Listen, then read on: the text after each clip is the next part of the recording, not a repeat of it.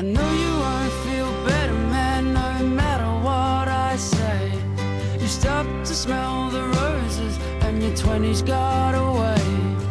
But I've seen it before, kid, I know how it ends.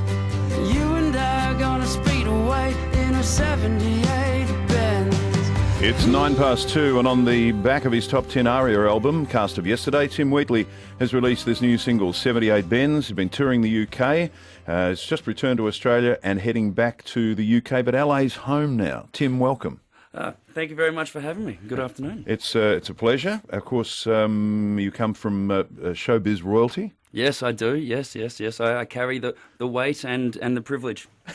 Has it been a weight at any point? No. I mean, well, I was doomed from the start. Really, I was going to be in the music industry one way or another. Didn't necessarily think it was going to be in a singer-songwriter capacity. I just I fell in love with the people and wanted to be with them, basically. When you left Australia, though, it was to model. It wasn't to sing.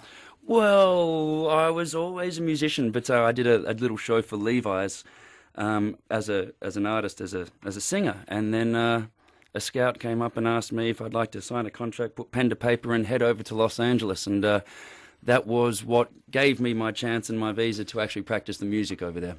Oh, so there was another reason. Oh, there's always another reason, isn't there? Oh, no, not always, but it can be the case. Tell us about 78 Benz. Did you have a 78 Benz? I did.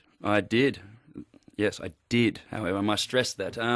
Basically, the accelerator jammed on me one day along Santa Monica Boulevard, but that was the least of the problems. It had no roof, no brakes, 3 doors, not much else really, but the song itself was written about me struggling over there and turning my hands to other things such as acting and the modelling. And things weren't coming as easily as I would have liked.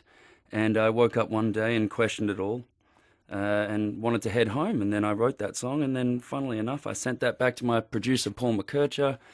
And he said, that's the one. Here we go. Paul McKercher, Sarah Blasco, Josh Pike, some of the people he's worked with? Mm-hmm. He's, yes, very accomplished producer and one of my best friends.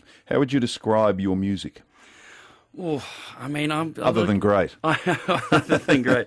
It's, now everyone's calling it country now, and I think that's because I have a banjo player or some lap steel in there and things, and I think people just make that synonymous with country. However, I was born and raised in Toorak, Dennis. You might be the first country music star from Toorak. I mean, I guess I'm the urban cowboy. Well, no, the Toorak cowboy. You can get a Toorak tractor. Yeah, Skyhook's already wrote a song about the Toorak cowboy, and I guess I'm falling into that. The being Glenn's son, has it helped you at all in maybe opening some doors internationally? Because all that experience with LRB, there should be some contacts. Yeah, absolutely. I mean, I get asked this a lot. There's some doors that are open for me, absolutely, but there are also some doors that are jammed shut, and they've got chairs up against them, and they're trying to keep me away. It's look, I guess his support more than anything else has helped me.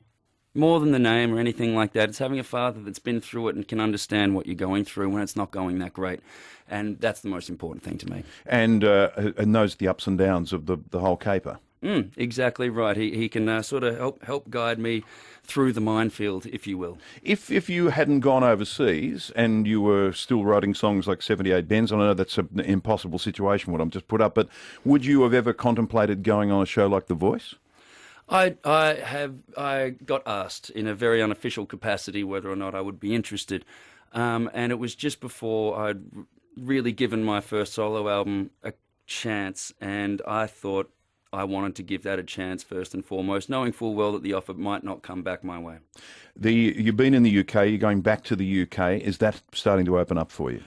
I hope so. I used to live in London. I used to spend a lot of time there with my old band, the Sparrows, and it was good revisiting these haunts. And I think there's a market for this over there. I hope, maybe. Just going back to your style. What's wrong if people think that perhaps it's a country sound? There's absolutely nothing. I love it. I spent last year finally breaking the back of a few of these things. I went to Tamworth and was welcomed there with open arms. It's strange over there that in Tamworth, the name is a legacy thing. It shows that you come from this bloodline, and they embrace it there. Whereas some people here sort of turn their noses up a little bit. But over there in the country market, and the Gympie muster, which I'll be coming back for in August as well, I've made a lot of new friends. I truly, truly love it. Excellent. Gympie Muster's fantastic. Yes, it's dusty and hot. I It's love very it. dusty, very hot. I performed at it, well, a long time ago, but I had to be back in Melbourne that night. So I'd flown up, driven through bush. I had no idea where I was going, and then had to get back to do a show here. It was a very long, stressful day, but it was fun. I was playing in the tent, and the heavens opened outside. And that just brought everybody in, which was a very successful show, and probably wouldn't have happened otherwise. You've also written a song about the Valerie from the Darryl Lee chain. Yes, well, yes. If you're unfamiliar with it, it's a story about Shelton Lee and the breakdown of his relationship with his mother Valerie. And it's I guess I read a book by the name of Delinquent Angel, and then subsequently followed a little bit of his poetry, and that's the reason I've been loyal to the Grace Darling Hotel. He actually had a little, which is where I'm playing my show on Friday night. Yep. And he actually had a little bookstore right there on Gertrude Street around the corner. Are all the songs written about real life experience?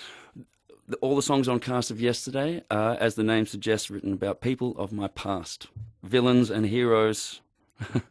And if people want to experience, we'll play a little bit of Valerie. I want to hear that. But the Grace Darling, 114 Smith Street in Collingwood, and that is this Friday, the 10th of June, the Grace Darling Hotel.com.au, thegracedarlinghotel.com.au. We'll watch you with great interest. Continued success. Thank you very much. And here's a little bit of Valerie, Tim Wheatley. Go